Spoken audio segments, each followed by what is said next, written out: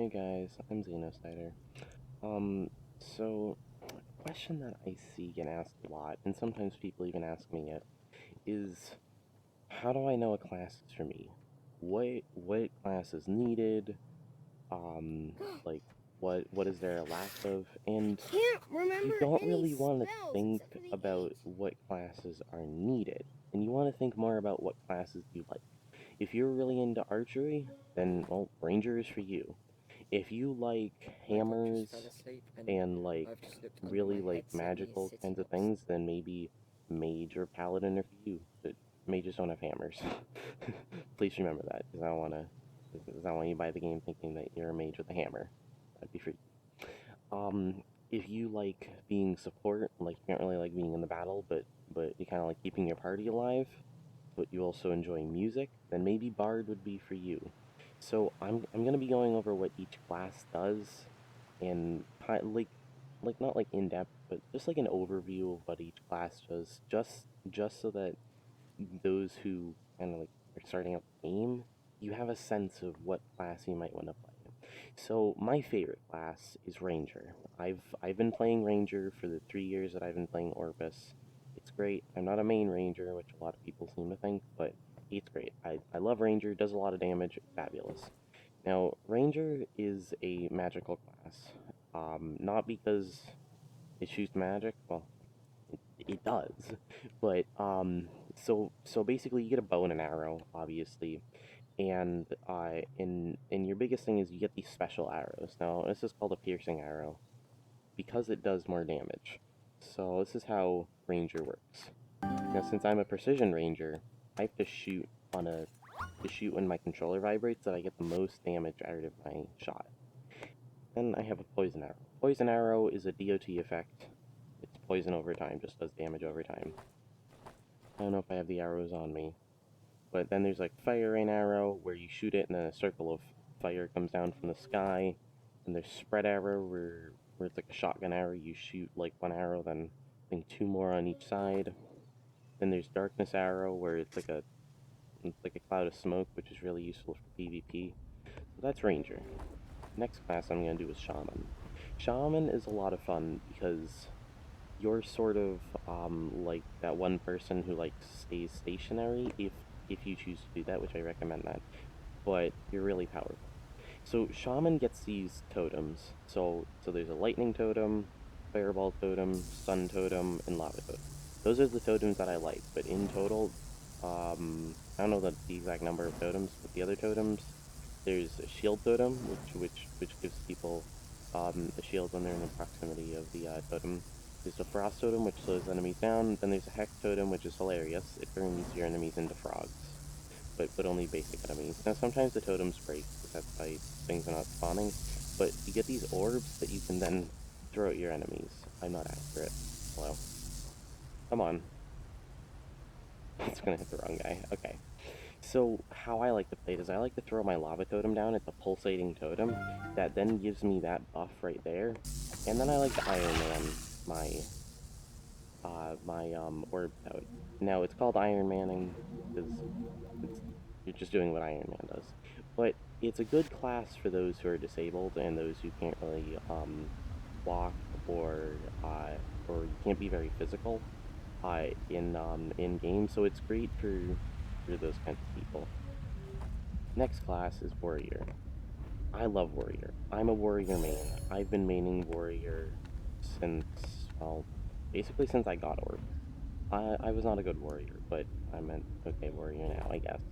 Warrior is equipped with a sword and a shield. And you get a large shield or a small shield. Large shield, you do less damage, but your shield has more protection. Your small shield, you do more damage, but it has less durability. Now, if you are soloing out just a small shield, but if you are in a group, out to just a large shield because you have to protect them. Now, you also have this horn that when you blow, it sends out an AoE kind of like shockwave in a way. What that does is it pulls aggro of nearby enemies so that then you can start attacking them. Now you get these combos like left, right, up. It's not working. Why is it not working? There it is. That, it's because I did it wrong. But that is Provoke, which gives you more aggro. Now, if you do longer, slower swings, then you end up doing more damage.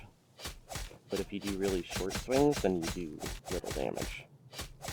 Now, the reason that this guy's not dead is just because there's a bug that I have. Since I'm left-handed, but I play warrior with my right hand, I just have to swap them out so that it doesn't break, and so I can do my combos.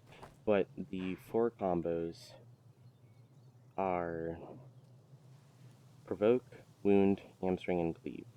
Cleave is an AoE kind of attack that does damage to a lot of enemies. Now, that's not really used that much, but it's really useful. It's good if you're alone and you have multiple guys on you, and you need to kill them all.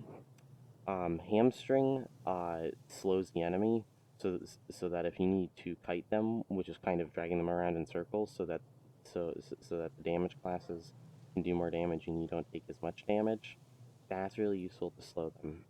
That gives you aggro of the enemy, so that your party doesn't have aggro and so that they don't get hurt and die. Wound is what's most useful for soloing. I don't know if my combos are going to work, but Wound is left up, left right. It's kind of complicated, but it's great because it does a lot of damage. Now, you can charge your combos by holding it behind your head before you hear like a... how do you describe it? It's kind of like a ding, but it's like a magical kind of ding. So that then when you slash, you it's like that combo, but even better. So like Wound, but more damage. Provoke, but more aggro. Now your shield, you can bash with your shield. You can protect others by putting your shield in front of them. Warrior is great.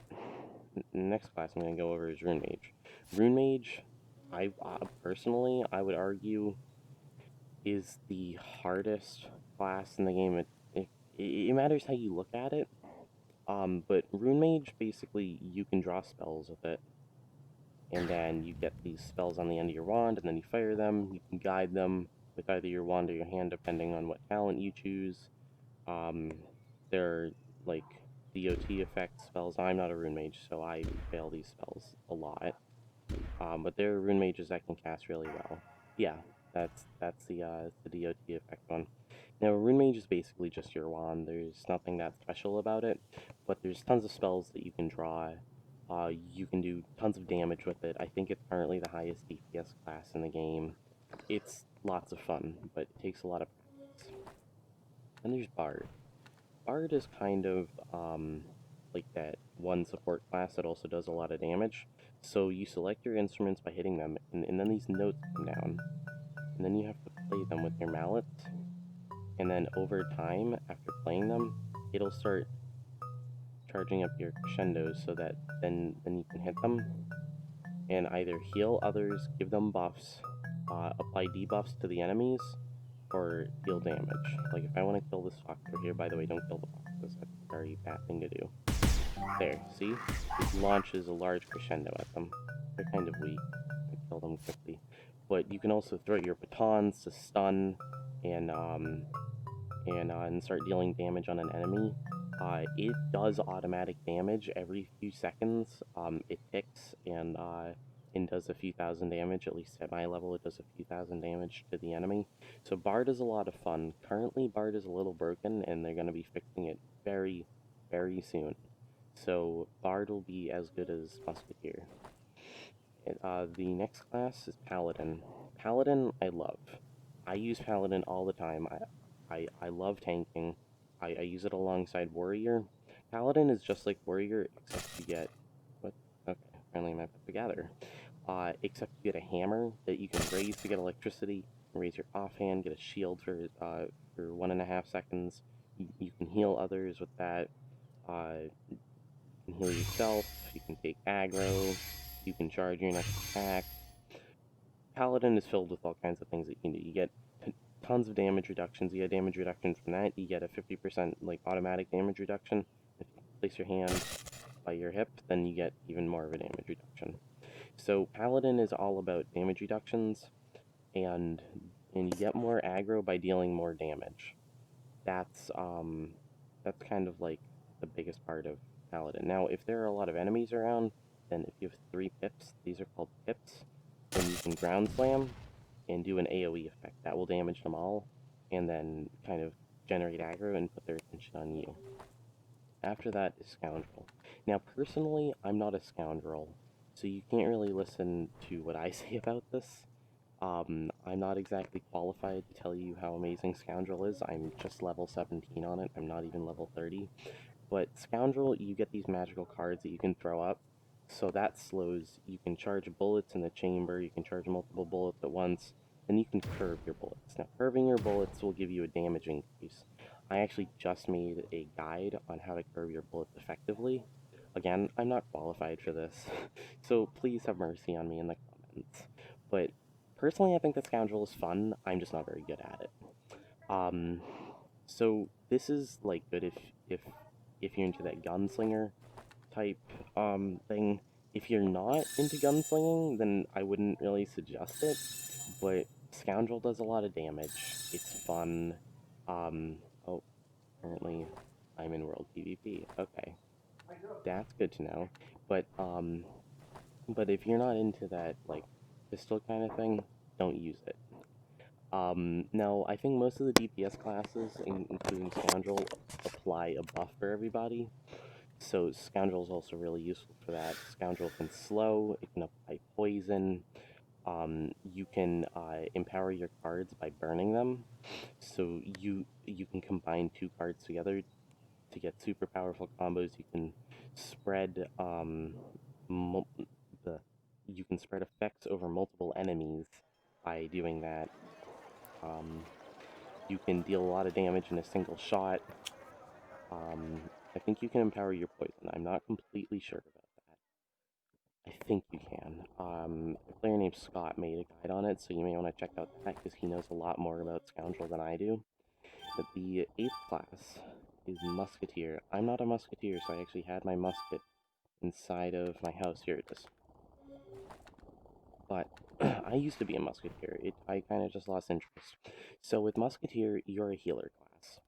You get this right here, which is called a life well, where basically you take your orbs and then you put them into the barrel of the gun, and then you fire them at your party, and you can protect them. You can give enemies like this guy, he's a boss. You can give him different debuffs so that everybody else does more damage. You have a turret here that if you throw up, it can either heal your party members, or if you pull the trigger, it can send small charges of electricity at your enemies and deal small amounts of damage. Note that healer, or let's call it a healer because nobody really plays bard since it's a little unbalanced right now. Musketeer is a healer class. It is not a damage class. You can play it as damage. You'll do very small amounts of damage if you're into that. But it's great for soloing. It's a little slow for soloing, but it's a really fun class overall. You can fire this into the ground and get a pool that slowly heals anybody inside. It's that effect right there that just keeps on renewing until it's over. But those are the 8 classes in OrbusVR.